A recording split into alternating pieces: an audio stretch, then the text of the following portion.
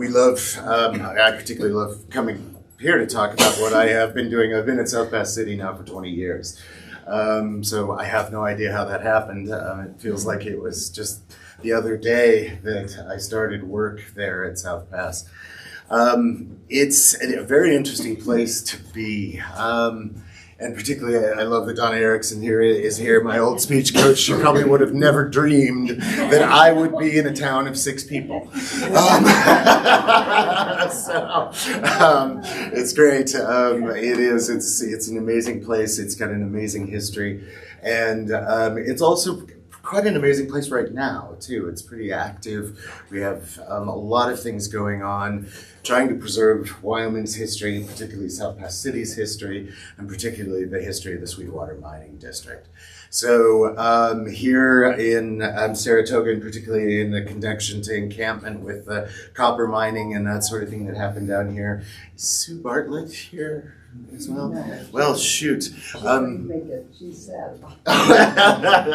Because she has a family connection to South Pass City. And that's one of the things that's really interesting about South Pass is it has really amazing connections all over the state because so many people came to South Pass City to start their lives in Wyoming, and particularly in Wyoming territory. So her family is descended from a guy that was named E.J. Williams, and he was the hoistman for a time period at the Carissa mine, and he had 11 children, so there are Williamses everywhere. So the interesting thing about the Williams family, and it's really great, is they're all very, very active in their history. So it is amazing to stumble across somebody and say, well, I'm a Williams from South Pass, and okay, that's great. I've learned to realize from the grayest hair to the youngest kid that they know their history, and that's great. So, so what I'm going to talk about today, if I can get the remote to work, and if not, I'll just push buttons, is just kind of a welcome to South Pass City, State Historic Site, tell a little bit of the history of South Pass, and just also give you kind of an overview of what is happening recently and what's coming for South Pass. I have slowly over my 20 years, begrudgingly decided I do like the phrase ghost town. I for a long time didn't like it because there has always been somebody at South Pass. It never was an abandoned community. There's always been somebody some tenacious crazy person that stuck around. There's always been somebody there.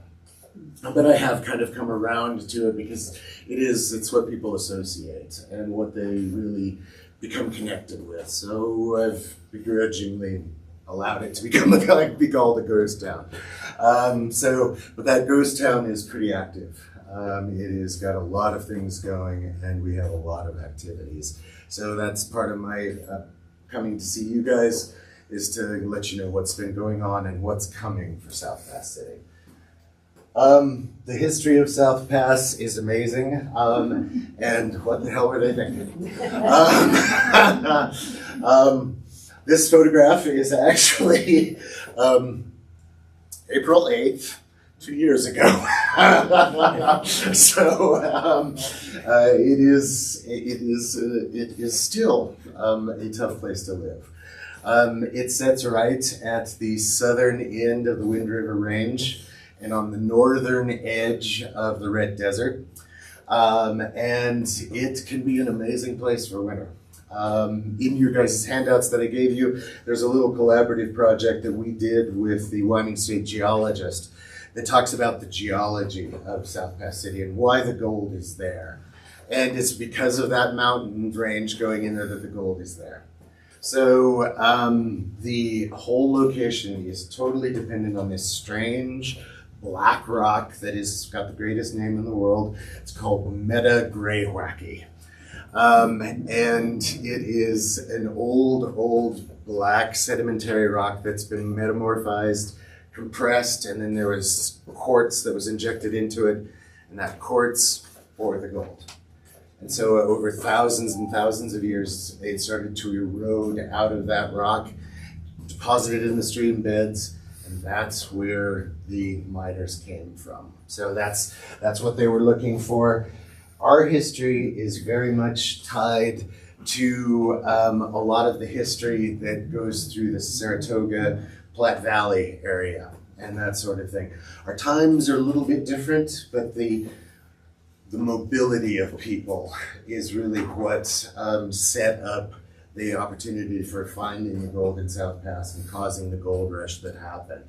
So the Oregon, California Mormon Trail, the immigrant trails are really, really tied to South Pass City's history, even though they started almost 30 years earlier. So 1843, of course, there's this massive economic migration that started in the United States, going west, the east, and south. Everybody was incredibly poor and was broke. They needed different opportunities. They needed to get out to public land. The government was saying, go to Oregon, go find homestead. And so they went through and formed the trails and started to follow those. California Gold Rush happened in 1849, and that was a massive trigger, and our discovery is very tied to that. So what happened is, bang, they found gold in California, hit the newspapers, literally thousands of people started to move across the trails, and interestingly enough, they were gold panning as they went. And they stumbled on things in the Sweetwater River, which they crossed as they were coming through our area. They saw color in their pans. So if you're not a gold panner, color is little flakes of gold in the bottom of your pan. And they thought, we'll mark this on a map, but we're not going to turn around and just abandon our hopes of California. It's too good. So they're going to keep going.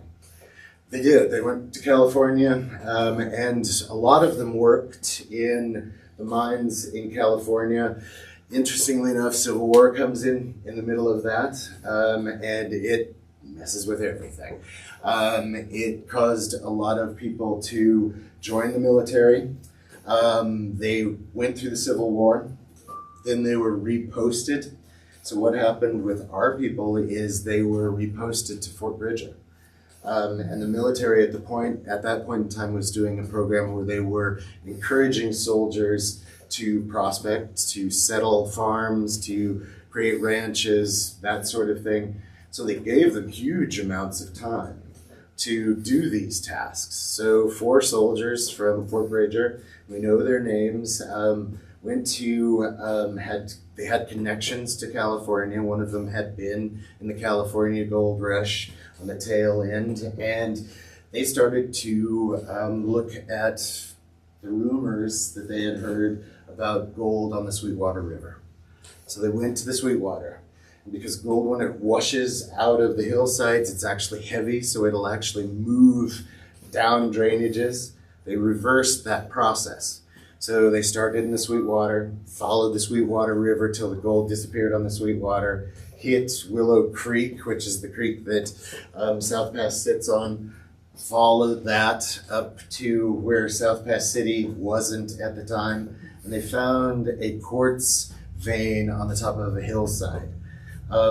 They actually named that vein the Carrizo, and it's the first mining claim in the state of Wyoming. Which is interesting because you'd think in Wyoming, first mining, the first boom and bust cycle that Wyoming would witness would have been coal, oil, copper, and that sort of thing, but it was actually gold. So the first mineral rush was a gold rush. And they filed that claim in June of 1867 and took their stuff back to Fort Bridger. They found quite a bit of gold in the creeks, went back and they did the dumbest thing they possibly could do. They talked about it. And they really talked about it. They went back to Fort Bridger and they talked about how much money they'd made and claimed 500 ounces of gold came out that first spring. They bought all kinds of rounds of liquor in the saloons and things like that, and it went wild, and it found its way to the Chicago Tribune. So 1867, they turned around and were all by themselves up there on South Pass. And just so you can kind of know about the landscape we're talking about, this is the actual South Pass. If you've never seen it, everybody thinks that the South Pass along the Great Divide is this massive mountainous pass. That's why the trails used it, is because it was the lowest spot on that. And it's really easy to get across. And also, just off the picture is a really great water source called Pacific Springs. So it's perfect. Native Americans had been using it, and so the trails, when they went through, every single one of them went through this one spot. So here's this kind of lovely high desert landscape. Imagine over the course of probably about 20 to 30 years, about 500,000 people moving through it. So massive amounts of activity going through in the summer months. So you can kind of see where it's at. Here's South Pass, Wind River Range, Great Divide Basin, and Platte Valley is right there. So you guys are right on the other side of us. And we were passing the Platte Valley by as it was discovered. So those soldiers, like I said, they started to talk. And by the very next spring, June of the following year, 1868, they and 2,000 of their best friends were there in South Pass City. So this is the earliest photograph of South Pass City, and it's taken from kind of a cliffside that looks to the west. This is Willow Creek, the drainage itself, and you can see all of these buildings along Main Street. This is taken in 1870, so 2 years after the 1868 rush. And it was, the population in 1870 was about 1,800 people, so around Saratoga's size. And definitely not as friendly a community as Saratoga is. 14 saloons, 3 breweries. The one church that was built in 1870 was an Episcopal church, and it went bankrupt within the year. So it was kind of a tough place to live. Largely men. The population was 55 men to 1 woman, was the ratio. So it was a pretty tough place to live. It was at the time, and I'm still bitter about this, and I wasn't there, but it was the second biggest town in the state, and Cheyenne had the claim on being bigger. Also was the second incorporated town, which Cheyenne beat us to that too. So, but it was a big deal. Of course, like all mining communities, it was looked at as the capital. There was all kinds of activity around it, and it was very hopeful.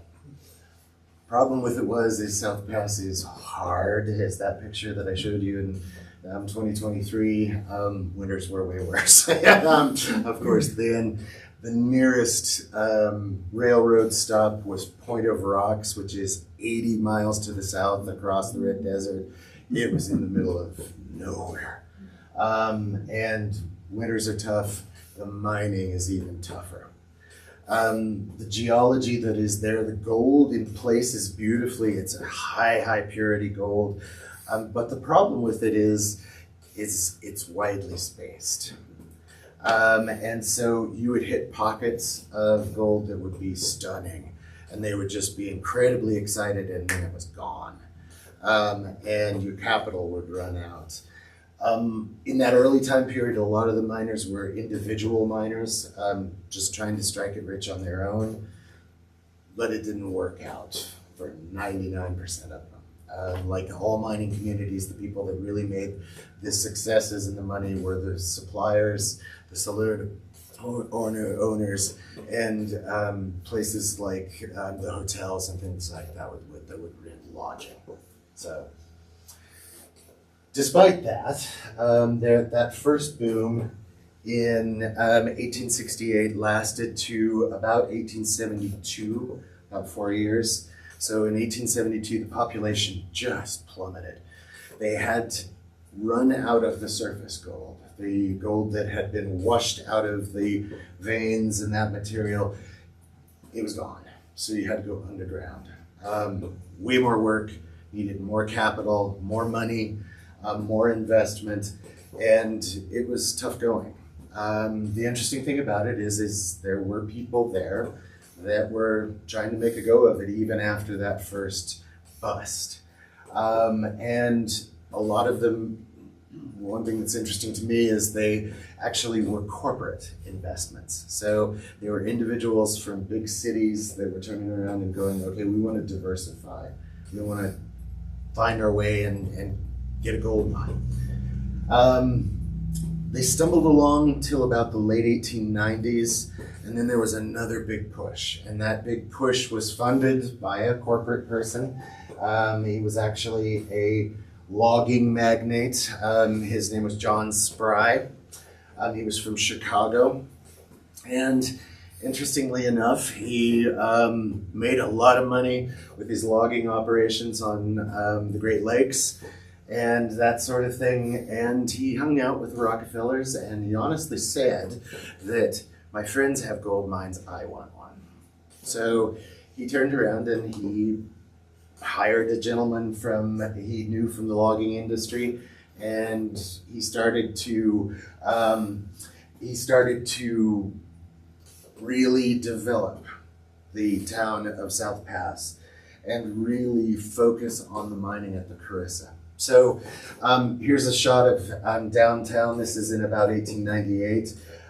This is actually a band that was hired for a legislator at election time to drive around and play patriotic music to try and get him elected to the legislature. So,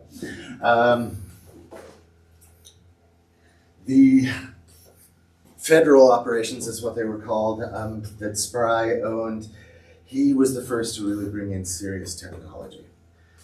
The interesting thing about South Pass City and the mining that we have found out over the past 50 years that South Pass has been a historic site is the technology is amazing. I think it's kind of poetic that I was struggling with the technology up here. These guys loved it. They loved tech. The absolute newest technology they could get, they would get it to South Pass, even though it was still 80 miles across the Red Desert and that sort of thing. And they would really work at bringing in the best things that they possibly could. And John Spry was the guy that was driving that. His pocketbook was not bottomless. And that is the story of the Carissa over and over and over again. Is they would get it just to the point of profitability and somebody would die. Or there would be bankruptcy or some sort of horrible thing would happen in the public economy that would cause things to drop. Those three things, though, that are interesting is what helped preserve South Pass City, though. They were always just on the edge of making it work. So we're like the Grand Encampment and things like that, where so many pieces were sold off after everything went. South Pass City stayed there. The material was there, the equipment was there, all of the technology that they brought in was there, and they would just reuse it depending on what the situations were. So, one thing that's interesting, people think South Pass City is frozen in time. It's 1868 to about 1872, and that's all that happened. It started in that 1867 and went all the way through till 1968 when it became a state historic site. So it's kind of strange to see 1950s things going down a main street that is definitely 1890. But it was. First IGA in the state of Wyoming was actually in South Pass City. So we think of it as frozen in time, but it actually was its story was a lot more complex and a lot longer. After that 1896 boom, there were two others that came afterwards. So there was one in 1929, great timing. That was the one that is the national politics and economy killed it. And then there was another one that was post-World War II in 1946. So it's a classic little Wyoming town. So who can tell me who this is? This is Esther Hobart Morris, first woman Justice of the Peace in the United States, first woman to hold a political office. My political sister back there in the back corner. That's one of the things that South Pass is very, very known for. In 1870, it was the location where she served as her position of Justice of the Peace, but there also was a really interesting political and social thing going on at the time in that community. So, 1868, when the gold rush hit South Pass City, it's 3 years after the Civil War. We're right in the middle of the Reconstruction Acts and the amendments to the Constitution that were changing how the nation was going to be governed in that post-conflict time period. It is really interesting when you start to look at the people in South Pass City. They were Union and they were Confederate. And there was a real political dynamic that was there. And we talked about our kind of polarized society that we live in right now. This was a prime example of this happening earlier. And you have to imagine this, that we're kind of fighting and bickering with one another over ideology and things like this. These people, they had blood in the game. I was joking Eric when he came in that we did a presentation in high school that it was Battle of Antietam, wasn't it? And what was the death toll? 60,000 in one day. Yeah. So these people had an investment in it. And all of a sudden, it was over. They were broke. They needed to do something else. And so South Pass was one of those places that they went.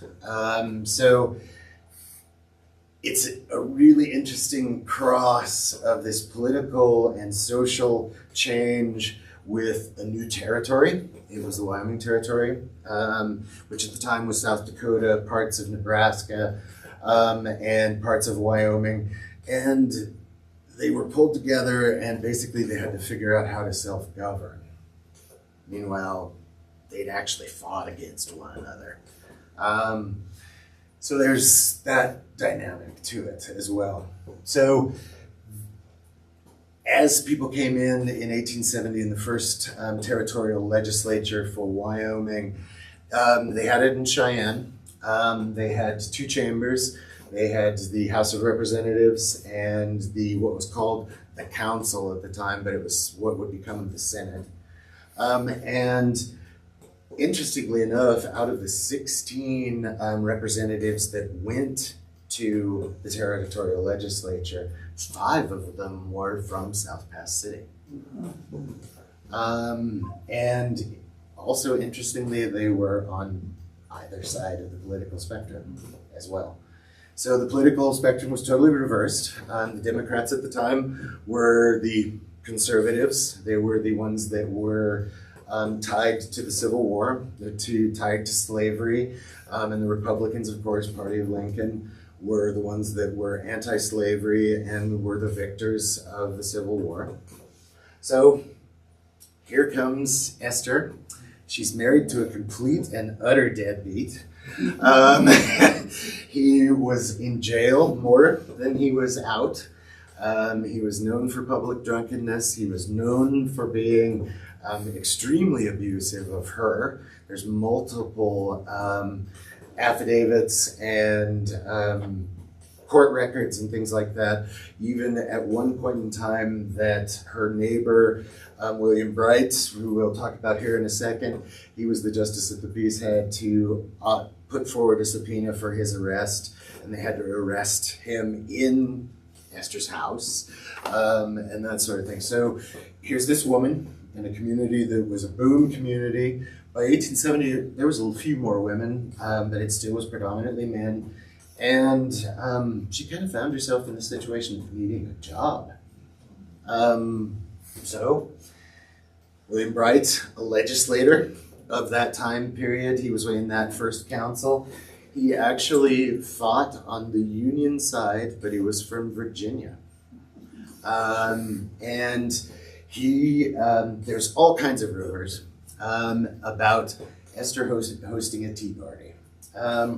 We don't know if that really happened or not. She was a suffragist from the East. She did come into South Pass City with abolitionist leanings. She also was very pro-suffrage. She'd gone to a lot of East Coast rallies of, looking for and supporting suffrage. Her husband was rapidly anti-suffrage. So a very strange mix.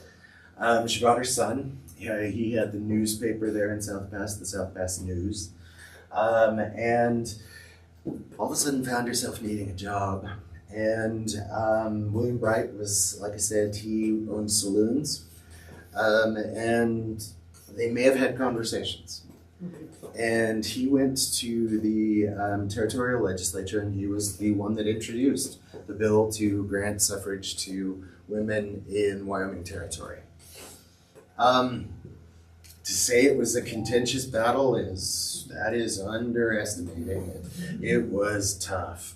They passed it the first time it went through the legislature.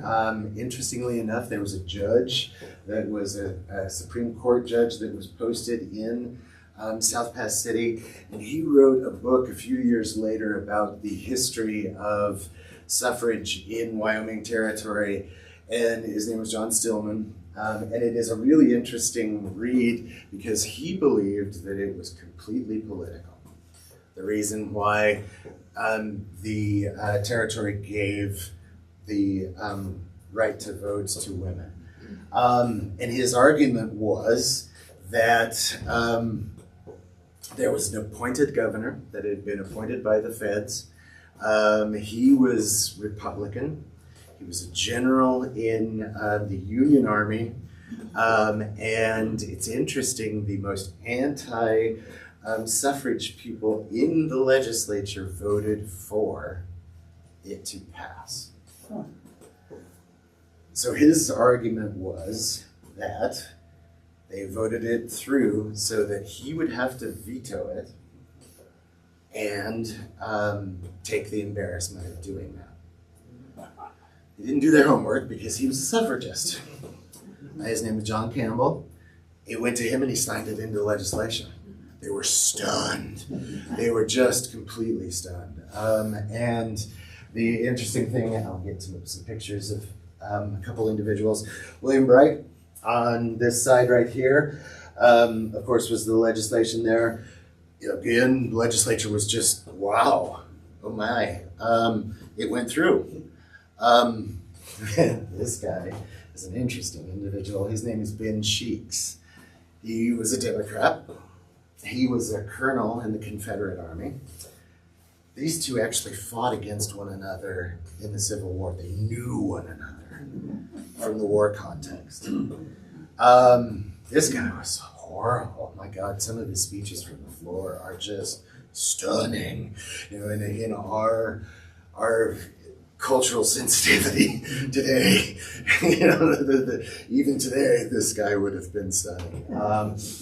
And interestingly enough, next territorial legislature, this guy introduces a new bill to repeal women's right to vote.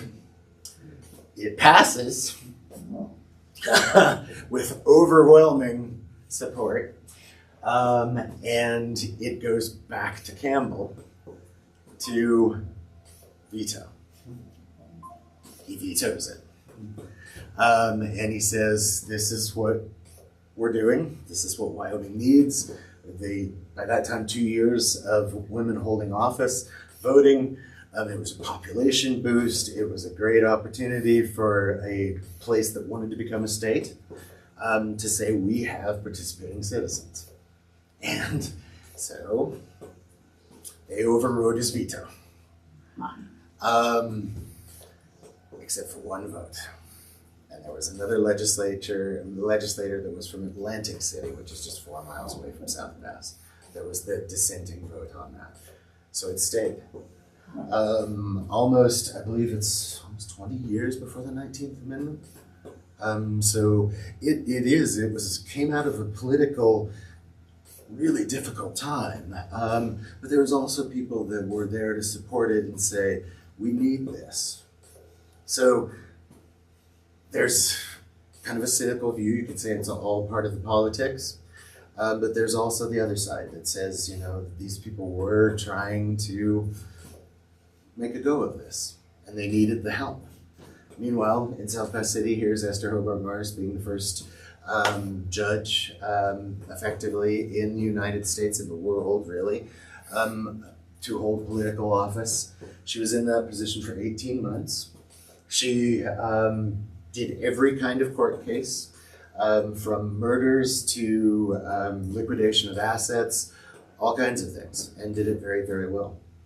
But by 1874, South Pass was dying off, and she needed another job, and her husband was still a problem, so they moved to Cheyenne, and that's when she resigned her position. It's an interesting connection to South Pass. Women's history at South Pass is an amazing story. And it's not just Esther. One of the things that I really, really love about the South Pass's history is the women up there. And I've just touched on a couple of them that I'll tell you about here, but it was a place where women could really form and lead the community. And some of them did it in amazing ways. I'll point out this lady right here, this very dour Scotswoman here. Her name is Janet Sherlock Smith. She came in the first gold rush. Her history is really interesting. She was from Scotland. At the time, she was married to a John Sherlock, and he was from England. And they converted to Mormonism in England. And of course, the Mormon Church would pay for transport to get people to Salt Lake and that sort of thing. So she and her husband, she came out first. He followed 2 years later. She lived in Salt Lake by herself for 2 years, working in restaurants and hotels. He finally came out, and they heard about what was going crazy at South Pass. They came up to South Pass, and he opened a business. It still kind of shocks me. He owned a bathhouse. So he wasn't interested in mining at all.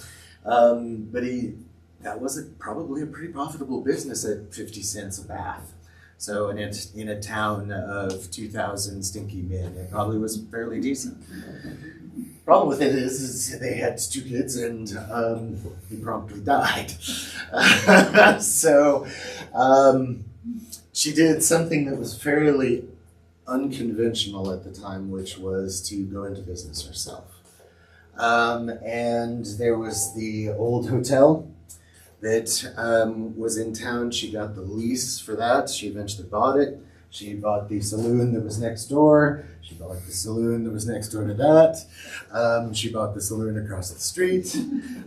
She married again, and she had, by that time when she got married, she had the Sherlock store, which was a mercantile. So she married her competition, who owned the other mercantile, and basically combined forces. And would eventually, through her and her heirs, turn around and really buy out the whole community. And one of the reasons why we have what we have at South Pass City, which is fantastic, is generational pack rats. These guys kept everything. So for us at South Pass and the historians up there, that is amazing in terms of what they kept. We have registers of what they were selling, what they were buying, just amazing amounts of information about these people.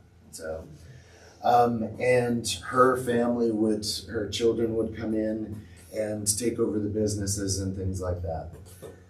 I would have loved to have met this woman because she was notoriously tough. And she was notoriously very stern, humorless, focused on making a living for her family. And when she died in 1923, there was the strangest thing that happened. You'd think she had been there since 1868, through her death to 1923. You would think that she would have an investment in the place, but in her will, she said she did not want to spend another winter on South Pass. So she was buried in Lander, and she had her entire family dug up out of the cemetery, bought them brand new coffins, moved them to Lander. 14 people were excavated out of the cemetery and moved. She'd had enough of South Pass. So it's really interesting to kind of peek into her psychology. And what does that say about South Pass City?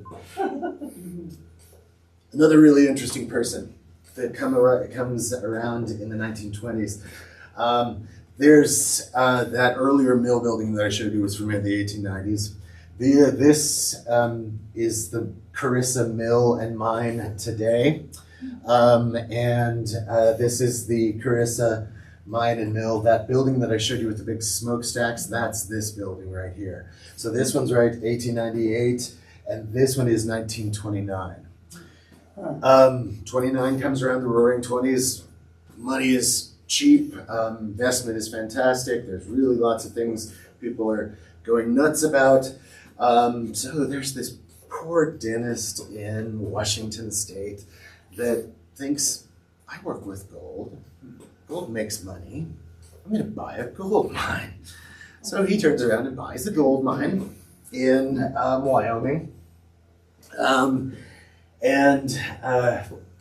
It needs some work.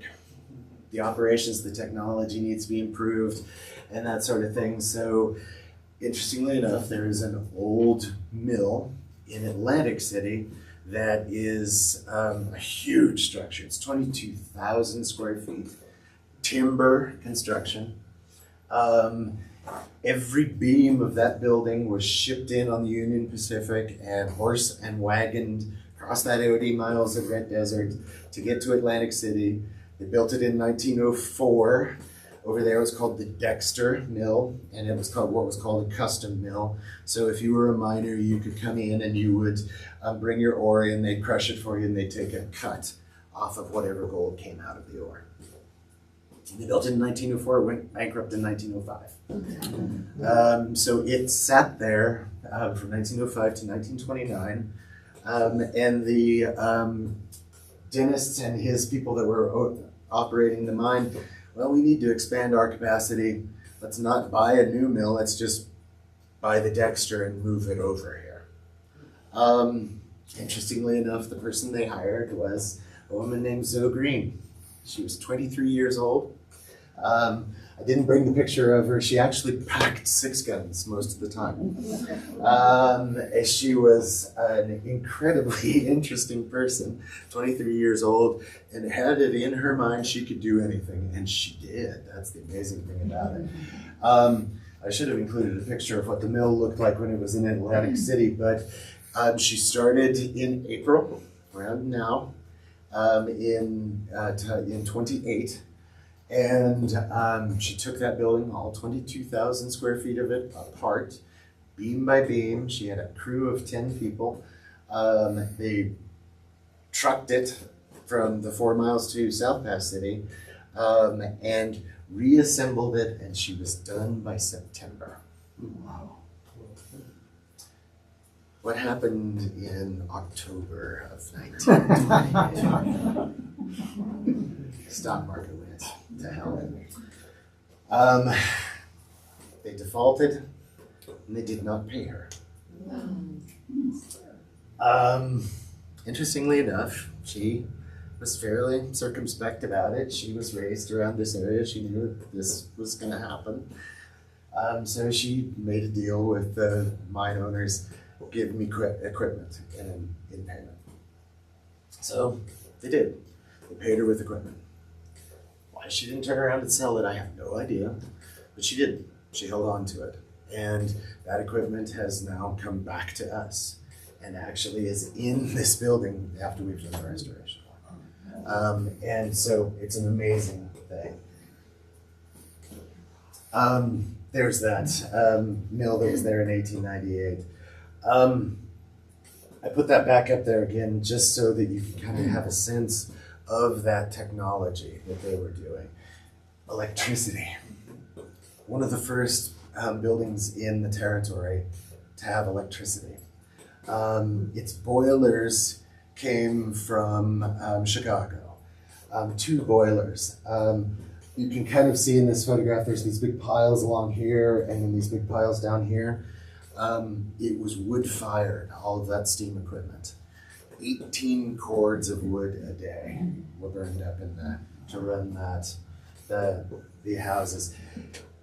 Interestingly enough, these buildings are all here in different formats. So these 2 little buildings down here, they were actually taken from a military camp that was nearby. It was called Camp Stambaugh. It was there to protect the gold mine. It closed in the 1870s, so they reused the buildings from that. This building back here was built in 1896. It's still on the site. It's been moved 4 times, not by us. This building is no longer there, but its timbers were used in that 1929 structure. Some of its equipment is still setting up on top of this hillside when it was taken out. So it's an interesting thing because things stayed intact. And for today, that's a fantastic thing. Like I said, this is the Carissa Mill. This is almost exactly what it would have looked like in 1929 from the outside. The miners that were here and working there that is the view shed that they would see. It didn't look like that. The Carissa mine came into the historic site in 2003. That was the big kind of oil and gas boom that we had here in Wyoming, and the legislature had enough foresight at that time to go, this is a rare thing to have. And gold was really cheap then. It was $300 an ounce, and it just seemed like a deal. $390,000 for 200 acres for the historic structures, for it's like around 40 historic mining features. And interestingly enough, the mineral rights underneath the town itself.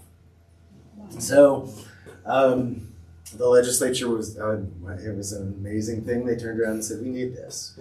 Went through the legislature, passed, they bought it. We worked with the Abandoned Mine Lands Division of the DEQ to do the restoration work. I came in 2003 at the end of the purchase, and my job was to be the one that started the restoration project at the Carissa. So this kid that was going to run off to New York City is all of a sudden supervising a hazardous waste cleanup, restoration projects, all of that kind of thing. And I'm going, oh my God, what have I gotten myself into? But it has been an amazing thing because, as you can see from this interior, it's almost impossible to photograph the inside because it is incredibly complex. It is full of equipment.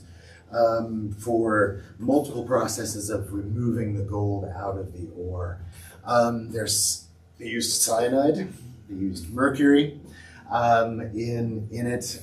So it was a complete, it was teetering on the edge of a superfund. But AML came in and we've worked with them for decades now on working on this project. And all of a sudden it became this thing, this industrial history is important. It's amazing, and like this tank which is one of 8 cyanide tanks in the building, is 65,000 gallons. It's 25 feet in diameter and 15 feet deep. Steel. The whole thing, again, came across the Red Desert on wagons. The generators that created the electricity came across on wagons. And the people that ran this place were amazing. They'd come from other places. They had some mining experience, but not a lot. And they figured out how to do it and how to keep it just barely profitable. So what we did is we came in, we cleaned things up, we put new roofs, new windows, new foundations under things.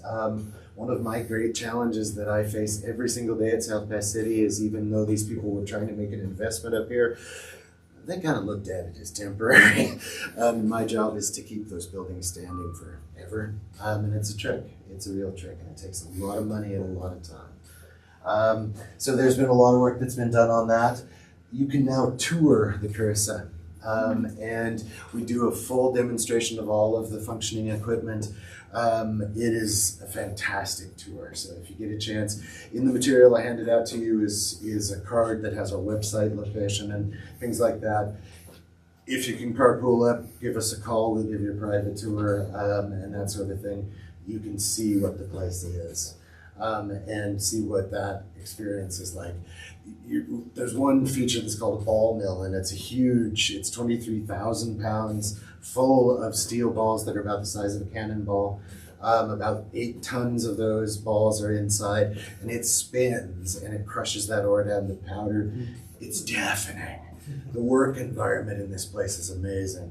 One of my favorite tours I ever gave was a group of people. And there's this guy, and he's kind of leaning to the back, and he's looking around really detailed. And we finished the tour, and he says, "I work for OSHA." and he says, "This is why I have a job." One of the stories, when we did have a handful of people that worked there in the 40s, just as a side story, huge amounts of water had to be used in this thing to process the ore. They tried to run it year round. So one of the tricks they would do to keep the pipes from freezing is take an arc welder, take the leads and hook the arc welders to the pipes and run raw current through the pipes to keep the pipes hot from freezing. He said you could not touch the pipes because it would knock you on your butt. And one of their tricks that they loved doing was energizing pipes and not telling the mill manager which ones were hot. The underground workings at the Carissa are not accessible, they're flooded. So one of the things that we were really interested in doing is, and for our visiting public and for tour experiences, to get people underground. It's an amazing experience to be able to go underground and mine like these guys did. And we had a really curious place. It was called the English Tunnel. We knew it existed.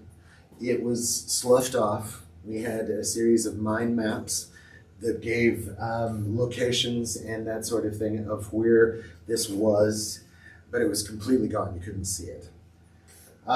So we were thinking, let's see if we can find it. Let's see if we can open it.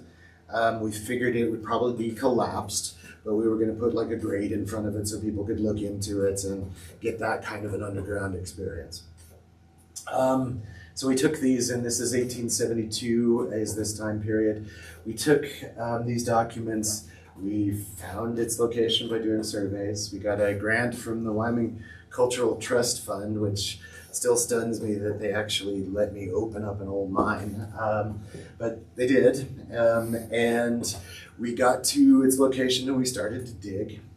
We dug and we dug and we dug and we found it, eventually found this kind of rock opening right here. Popped it open and it flooded. It spewed water for a day, and it was perfect. It was just perfect. So when it had completely drained, and this is pre-electricity, So their lighting that they used to mine with was candles. Usually the candle was strapped to their hat or would be on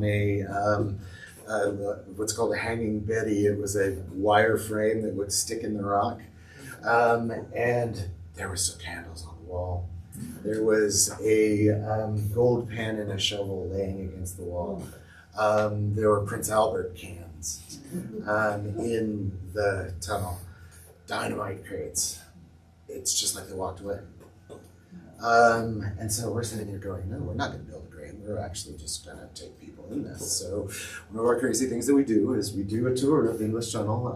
It's Friday, Saturday, and Sunday of every weekend. We walk you up there, and you get to be a miner just like it was in 1874. You get to see it with candles. We give you a flashlight, but you get to see the whole experience of what it was like to be underground. This was an exploratory tunnel, so they were trying to find a vein that corresponded to the Carissa. They didn't find it. So 300 feet back into this mountainside, dead end.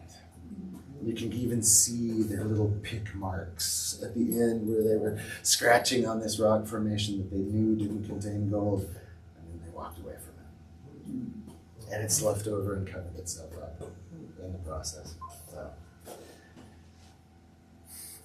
So it's not just the mining stuff that we really focus on too. We want to, part of our new initiatives that we're working on in our exhibits, a lot of times you go to a historic site, particularly a historic house or a facility that has, artifacts and things like that. You're behind plexi, you're behind glass.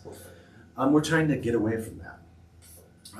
And one of our things is we have a really vibrant volunteer program. So we have volunteers that come from all over the United States, some local Wyomingites, some people from as far away from Florida come up in the summertime. They work for us 3 days a week, and they man these exhibits that we open. And this is the Smith Sherlock store, and Janet Sherlock's store. Interestingly enough, this building, that was the one church in the 1870s that went bankrupt. It sat empty for years, and in 1897 she bought it, moved it to a different location in town, and opened up her mercantile. So we have it restored to about 1910 on the insides, and it's a hands-on exhibit. One of the pack rat behaviors that the Smith Sherlocks did is they kept everything so we can actually track inventories for specific years. So it's stocked for 1910. We know exactly what it is, so you come in, we can do an order for you. It's like Amazon or Walmart of 1897, or excuse me, of 1910, and we show people how you shopped in that space.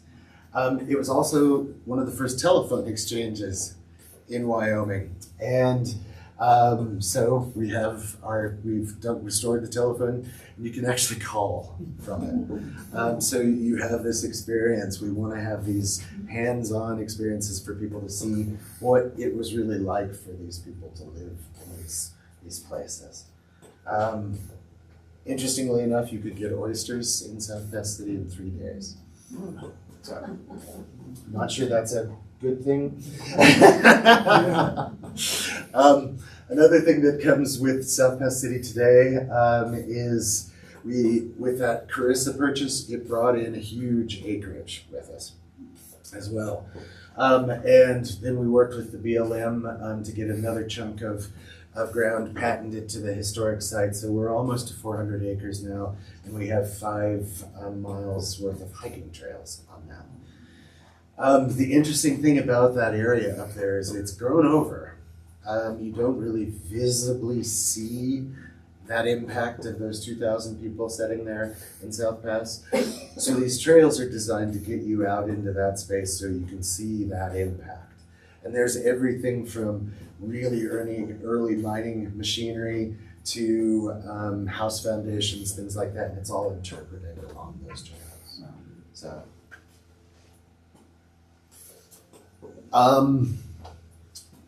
the future of South Pass City, I've been there for 20 years, and it's still exciting to me to be there. One thing that we constantly do is restoration work. It is unending. Like I said, buildings that were intended to be temporary, we have to keep standing forever. So it is a constant thing.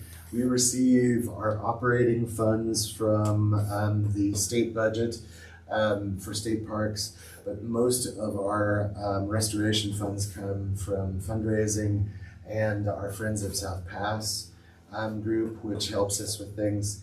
And some of these projects have been major. The whole Carissa mine restoration was a little over $4 million. So it was a massive project. And it's been incredible to bring that component to South Pass City. People are really important to us.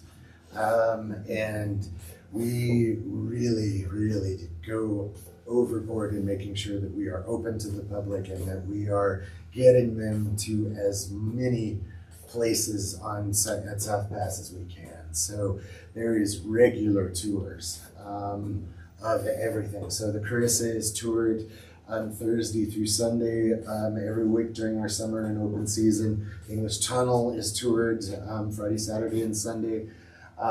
We have school tours. We will have, even though our open season corresponds to just about 6 weeks of the school tour, or excuse me, of the school year, we'll have about 3,000 school kids come through.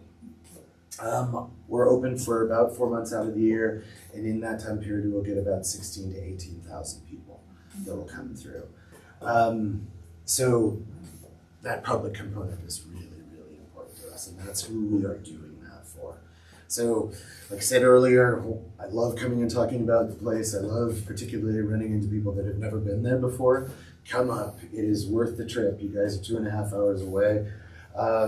There's an amazing amount of history between here and there, but come up and spend the day. It is a really kind of extraordinary thing because you don't get, it's not, if you've ever been to Old Trail Town in Cody or some of those kind of ritzy glitzy Old West towns, it has a fake feel. The thing about South Pass is it is 90% of the objects that are in the buildings have been there for 100 years. The stories are direct, and there are actually people. One of these kids, well, I didn't include that picture. This game that this woman is playing is called Pharaoh. It's a saloon game that was popular in the 1890s. And one of my most lethal Pharaoh players is a 6th generation Sherlock. And he's 13. And I've known him since his entire life. And he and his brothers are built into our fabric. So that is very important to us to have that connection and to make that come forth. We have events. Our big event is Gold Rush Days. It's usually the weekend after the 4th of July. We do everything South Pass. So we throw open the doors on our buildings. We teach people how to gamble. We turn around and have, there's another event that happens in the summer that's called the Great South Pass City History Hunt. It's a family activity that's a scavenger hunt. We give you clues to the history and you gotta put the clues together. Part of Gold Rush Days is vintage baseball. We actually had baseball teams in South Pass City in the 1870s. So we played vintage baseball in wool uniforms in July. But it's a fun activity. We teach people to roll pen. We do this insane activity that was really popular in South Pass. We have accounts of it in our newspapers, and as part of their 4th of July celebrations, it's called anvil blasting. This is insane, but these are people that were dealing with dynamite and black powder, these miners. It was a test of your skill with black powder. What you would do is you'd take 2 anvils, lay one on its head, and there's a depression in the bottom of the anvil. You'd fill that with black powder, take another anvil, put that on top of it. detonated, and it throws the top anvil into the air about 80 feet, and the anvil rings like a bell. We do that right in the middle of all of this, every hour on the hour. And that was a celebration. That was, if they couldn't get fireworks, which was another interesting thing, they would actually ship fireworks in like you'd not believe. They loved fireworks.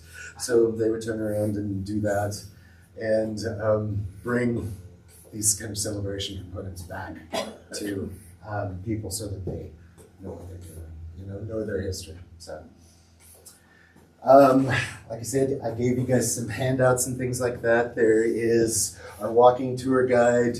There's that little geology flyer. And then there is also just a general card that has information about South Pass City. Please come. Call up. Tell my people at the front desk you're from Saratoga. They will find me. Yeah, amen. And you wouldn't be one of my first teachers that would come up there. So, but yeah, it is. It's a great experience. Please give us a call. Come and visit. And if you guys have questions, I'd be glad to answer. How about you?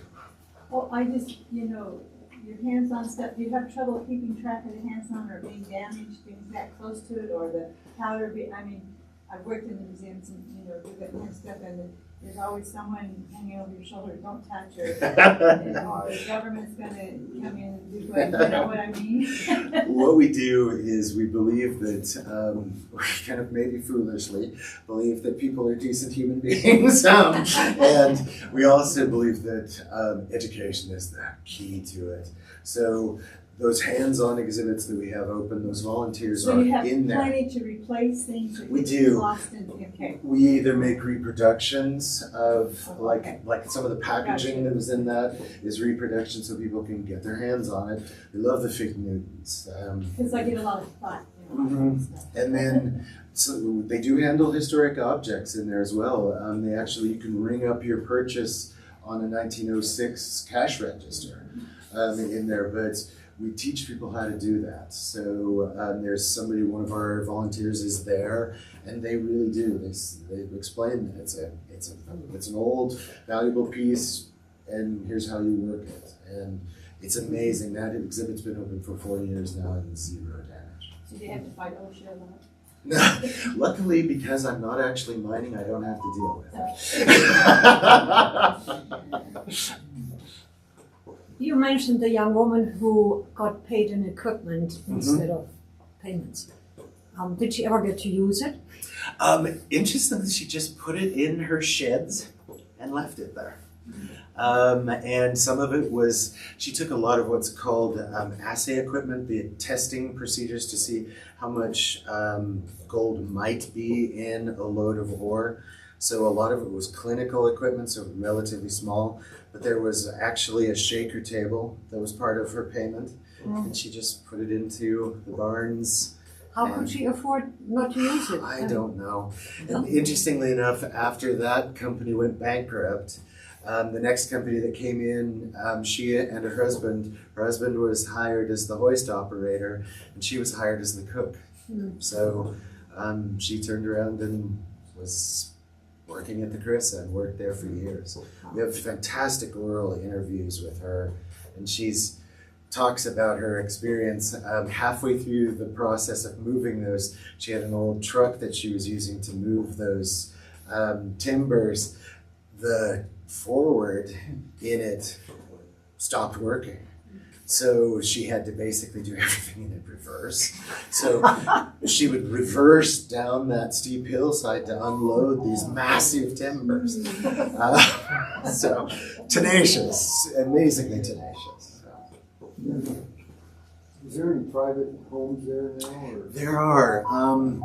No, like I said, there's I talked about the Sherlock family, but there's actually about 4 families that have ties to South Pass City from that gold rush. And there's actually right dead square in the middle of the National Register Historic District that it makes up South Pass City and the Carissa Mine is a private piece of property right in the middle. It's one of the only donutted historic districts in the United States. And it's called the Lucky Boy Claim, and it was owned by the Marin family. And there's sixth generation people that have been in South Pass City. They use it as a summer place. So there is a handful of people that are still there. During the wintertime, there's 6 of us. During the summer, there's about 20. Where do you live, in state housing there? I do. I actually live, we were talking about Sue Bartlett's family. I live in the house that E.J. Williams built. So it's really small, and how he had 11 kids in it. I have no idea. So. Do you have food there and lodging? We don't.